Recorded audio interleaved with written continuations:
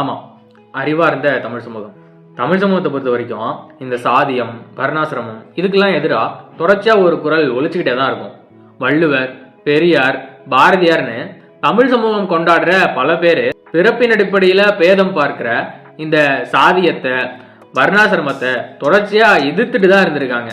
இன்னைக்கும் கூட இந்தியாவிலேயே தமிழ்நாட்டில் தான் இந்த ஜாதிக்கு எதிராக அதிகமான குரல் வருது. இப்படியெல்லாம் இருந்தும் கூட ஒட்டுமொத்த தமிழ் சமூகமா நம்ம கிட்ட ஜாதிய மனநிலை இருக்க தான் செய்யுது. ஏங்க, தமிழ் சமூகத்தில் ஏதோ கொஞ்சம் பேர் அப்படி இருக்கலாம், அதுக்காக ஒட்டுமொத்த தமிழ் சமூகத்தையே நீங்க எப்படி அப்படி சொல்லுவீங்க அப்படின்னு சில பேர் கேட்கலாம். எப்படின்னு இந்த காணொலியில் பார்க்கலாம். வணக்கம், இது மனதருவி. நான் பிரகாஷ்.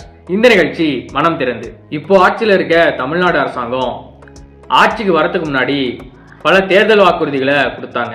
அதுல ஒண்ணுதான் தற்காலிக பணியில இருக்கிற தூய்மை பணியாளர்கள், சானிடரி ஒர்க்கர்ஸை பணி நிரந்தரம் பண்ணுவோம் அப்படிங்கிறது. தேர்தல் முடிஞ்சு ஜெயிச்சு ஆட்சிக்கு வந்து 4.5 வருஷம் ஆனதுக்கு அப்புறமும் அந்த வாக்குறுதியை நிறைவேற்றவே இல்லை. இதை எதிர்த்து பணி நிரந்தரம் வேண்டும் அப்படிங்கிற அந்த கோரிக்கையை முதன்மையா வச்சு இன்னும் சில கோரிக்கைகளோட தூய்மை பணியாளர்கள் 5 மாசத்துக்கு முன்னாடி போராட்டத்தை தொடங்கினாங்க. முதல்ல ரிப்பன் பில்டிங், அதாவது சென்னை மாநகராட்சி அலுவலகம் இருக்கு இல்லையா, அதுக்கு முன்னாடி போராட்டத்தை தொடங்கினாங்க. அங்கிருந்து கொடூரமான முறையில வலுக்கட்டாயமா அகற்றப்பட்டதுனால பல்வேறு இடங்கள்ல பல்வேறு முறையில கடந்த 150 நாட்களாக தொடர்ச்சியா போராடிட்டு வராங்க.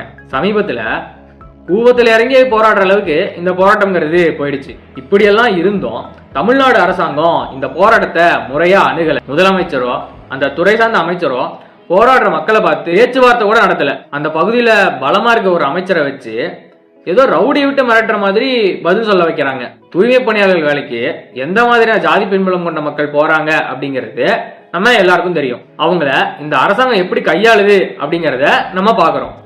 இது ஒரு பக்கம் இருக்கட்டும். இன்னொரு பக்கம் ஆதிக்க ஜாதின்னு சொல்லப்படுற ஒரு ஜாதி மாநாட்டுல தமிழ்நாடு அரசாங்கத்தோட துணை முதலமைச்சர் கலந்துகிட்டு பேசுறாரு. சரி, அங்க போயாவது ஜாதியை எப்படி ஒழிக்கிறது அப்படின்னு பேசினா பரவாயில்ல. அதுக்கு மாறா அந்த ஜாதி சங்க தலைவரை புகழ்ந்து பேசுறாரு. அவரோட பேரை ஜாதி பின்னோட்டோட 19 முறை சொல்றாரு. ஒரு பக்கம் தூய்மை பணியாளர்களை அப்படி நடத்துறாங்க, இன்னொரு பக்கம் ஜாதி சங்க மாநாட்டுல கலந்துகிட்டு சிறப்பிக்கிறாங்க. இதுல இருந்தே இந்த அரசாங்கத்தோட ஜாதி மனநிலை அப்பட்டமா தெரியுது. நகர்ப்புறங்கள்ல ஜாதியை பத்தி அவ்வளவா தெரியாத இளைஞர்களுக்கு ஒரு அரசாங்கமே இப்படி ஜாதி பார்க்குமா அப்படிங்கிறது கொஞ்சம் வியப்பாதான் இருக்கும். நீங்க நம்பலனாலும் அதான் நிஜம். ஏங்க, இப்ப இருக்க அரசாங்கம் ஜாதிய மனநிலையோட நடந்துக்கிட்டா அதுக்கு எப்படி நீங்க ஒட்டுமொத்த தமிழ் சமூகத்தையும் குறை சொல்லுவீங்க அப்படின்னு சிலர் கேட்கலாம்.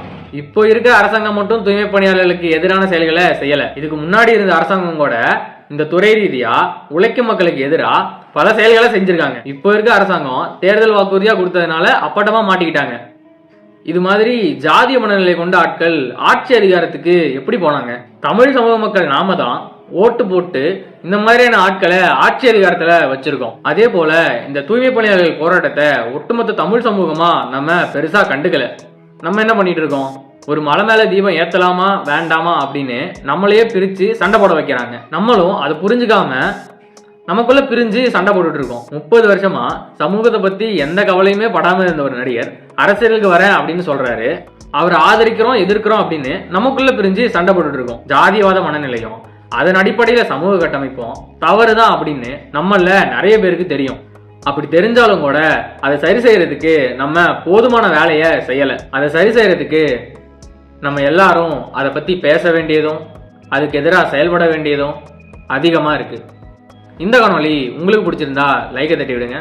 இதை பத்தி நீங்க என்ன நினைக்கிறீங்க அப்படின்னு கீழே சொல்லுங்க. கூடவே மனதருவியோடு இணைந்திருங்க. அப்புறம் பார்க்கலாம்.